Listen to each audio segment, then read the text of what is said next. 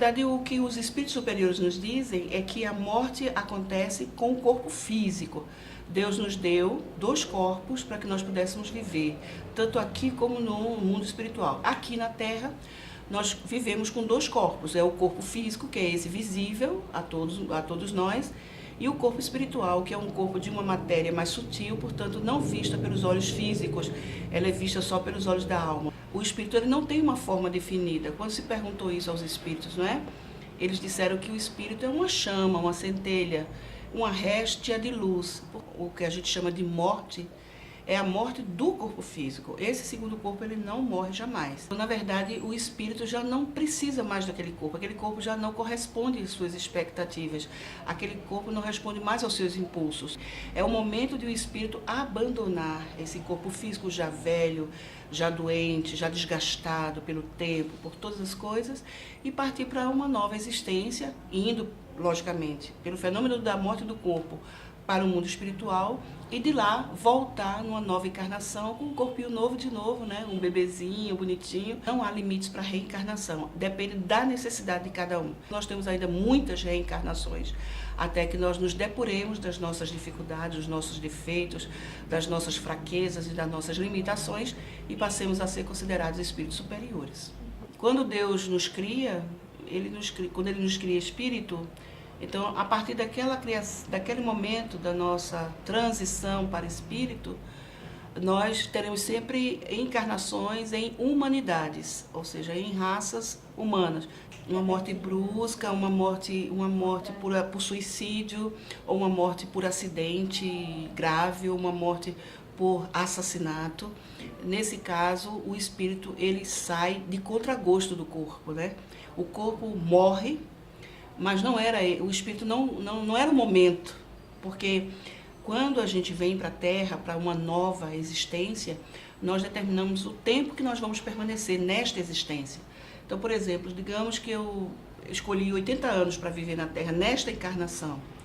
Então, eu vou receber no meu corpo espiritual, o perispírito, uma quantidade de energia suficiente para eu viver 80 anos.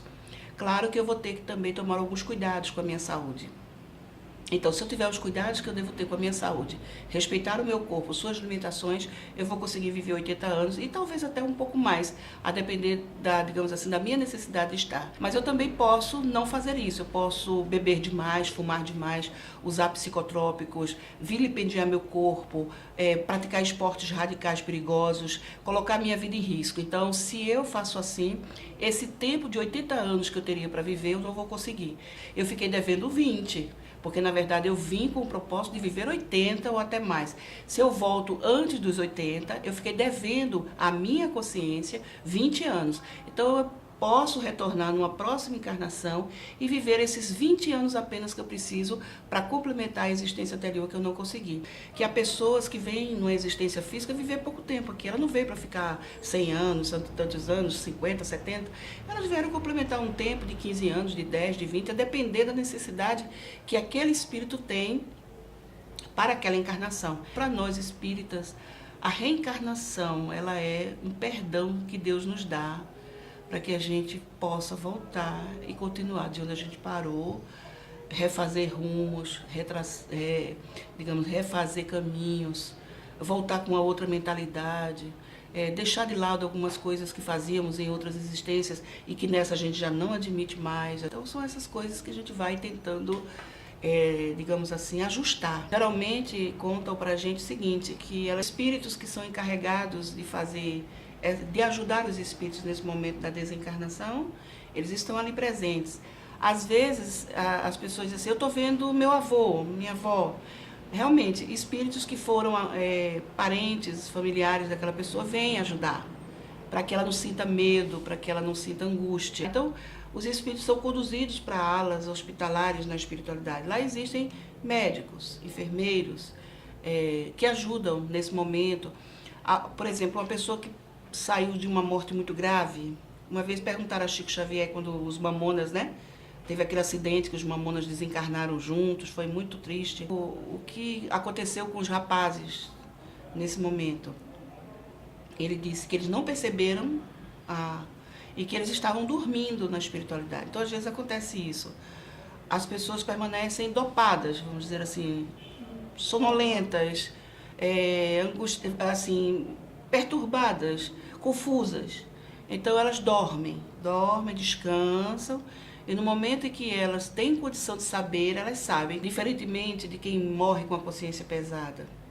Acorda no mundo espiritual consciente, lúcido, e não entende que lugar é aquele, não imagina que lugar é aquele, acha um lugar feio, esquisito, e pensa até que ainda está num bairro, numa cidade onde ele morava, e na verdade ele já está na espiritualidade. São os casos daquelas pessoas que muitas vezes ficam dentro da própria casa, elas não sabem que desencarnaram, elas ficam cobrando das pessoas.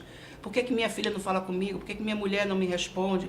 Por que fulano, que era meu amigo, não fala comigo? Ele não percebe que ele não está mais encarnado. Então tem esses casos. Nós somos atraídos para os locais espirituais onde nós temos afinidade. Por exemplo, uma pessoa que quando encarnada, ela acreditava no inferno, ela pode ser atraída para um lugar semelhante, né? Ela vai se sentir no inferno. Uma pessoa que acreditava que depois que a pessoa morre, ela dorme até o dia do juízo final, ela vai ficar dormindo na espiritualidade. Vai ser tudo muito de acordo com o que nós acreditávamos. Há pessoas que acreditam que depois da morte não tem nada, morreu, acabou-se, é o nada. Ela vai ficar como se estivesse no nada. Tudo é dependendo da nossa psicologia, de como está a nossa cabeça naquele momento, daquele momento do desencarne. O ritual para o espírito é o mesmo de todo mundo. É dar um sepultamento digno a esse corpo e orar pelo espírito, porque na verdade o espírito não vai mais precisar daquele corpo, não é? Então aquele corpo vai ser sepultado, cremado, qualquer que seja a opção que for dada, vai voltar para a natureza. Mas o espírito que sobrevive ao fenômeno da morte, esse sim vai precisar de mais proteção e ajuda. E aí o que é que nós podemos fazer por ele? Orar por ele.